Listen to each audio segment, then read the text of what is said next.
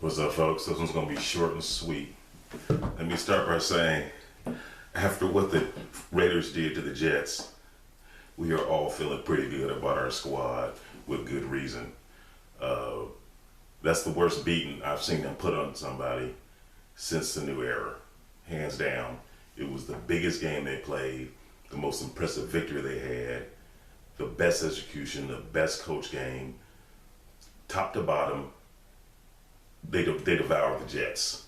The final score was not even an indication of how bad they beat the Jets. And one of the things that was wonderful and amazing to me, I was actually at the game, it was wonderful and amazing to me was how many tackles the Raiders broke. On almost every touchdown they scored, every time a Raider player got their hands on the ball, they were breaking between 2 and 4 tackles. So while Derek Carr played a fantastic game, while this game was very well scripted, what that told me was that the players really do buy into what's going on. The players really are enthusiastic about what's going on.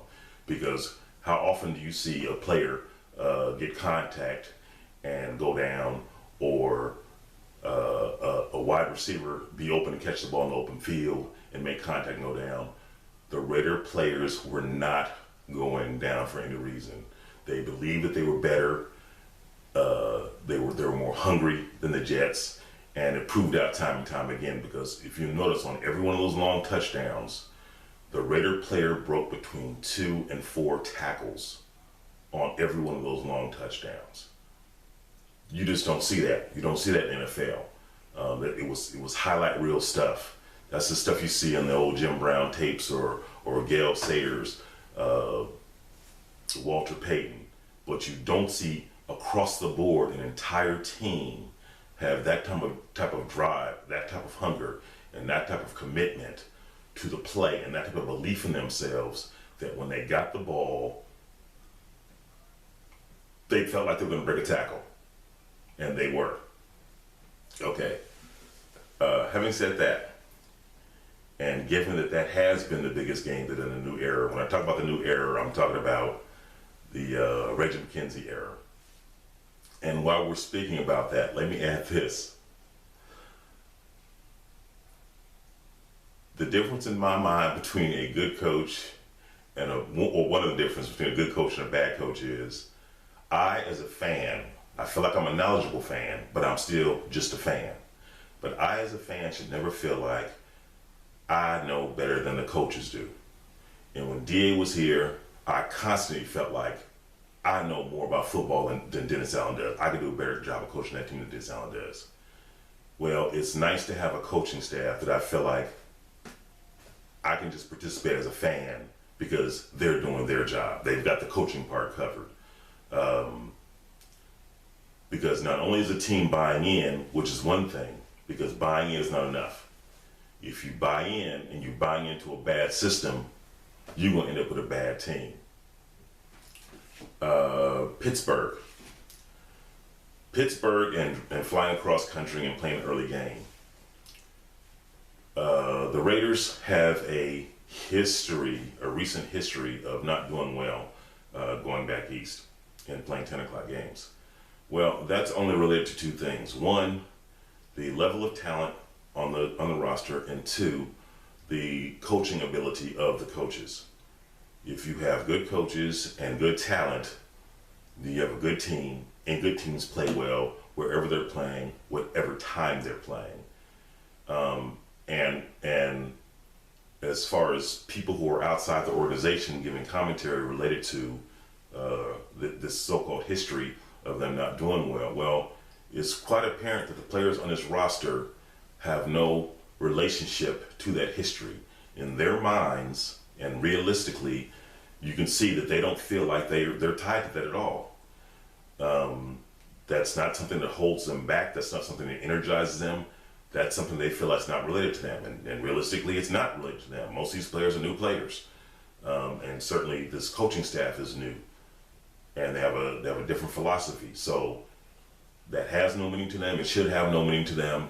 And it shouldn't have any significance in this game against Pittsburgh. Now, having just come out of playing the biggest game they've played, they're going into playing the biggest game they're going to play. This game is significant because of the way it relates to the playoffs, because the Jets and the Steelers are two of the teams that they be fighting for a playoff spot with. And Pittsburgh is a pretty good team. For the Raiders to be able to go into Pittsburgh and beat them would be more than significant. I came into the season and I never made any prediction, because even in my mind I didn't feel like I had any concept of the number of wins they would have. It's a new coaching staff. And if you've watched the other videos, you know I never made predictions. My whole concept coming into the season is that it's a ongoing process, and each week will be different, and we're going to see we will see week by week what this team is, and by the end of the season we'll definitely know what this team is. And given that we're at the halfway point now, based on what we've seen, the roster is pretty doggone talented, and especially on the offensive side of the ball, this team has weapons. And the way that Derek Carr is being coached, he's being coached to his strengths. Derek Carr can make all the throws, but if you actually watch the game tape, if you actually watch the games, Derek Carr's not having to make a lot of throws where he's squeezing the ball in the tight windows. He can make those throws, and he has made some of those throws. But if you notice, a lot of his completions, it's to an open receiver, an open receiver that's open.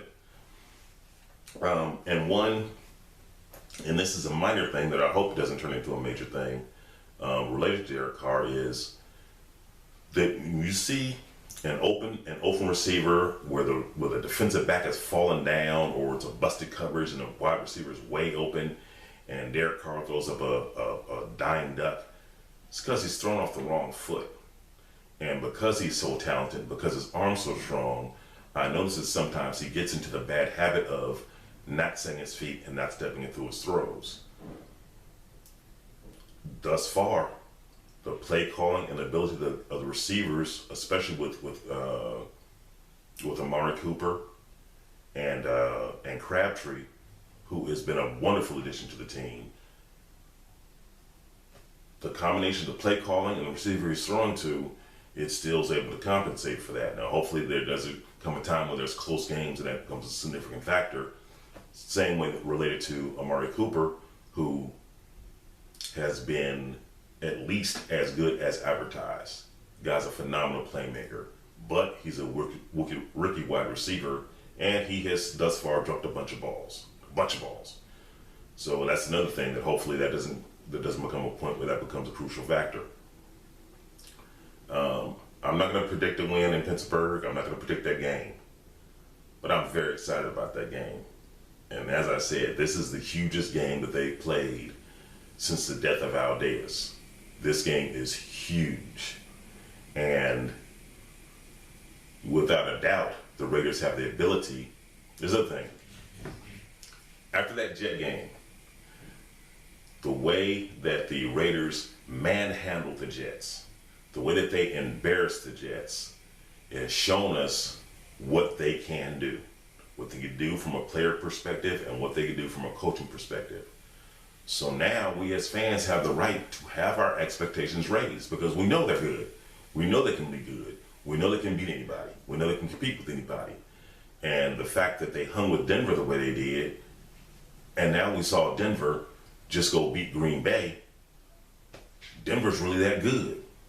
And the Raiders, in the beginning of that game, and minus the missed field goals, that would have been a win too. So at any rate, looking forward to this game against Pittsburgh. I'll do my best to make another video after that game. Win, lose, or draw. But man, I'm excited. I'm excited just like you guys. I know you guys are. It's a good time to be a Raider fan. It's a good time to be a Raider fan. Be well. Oh, Tony, try to send you an email. I'll try it again. Raider Knight, brother, check your discussion box. I left something for you. Looking forward to getting in contact with you. Everybody be well. Comment if you like. Talk to you after this game. Raider Nation for life. Peace.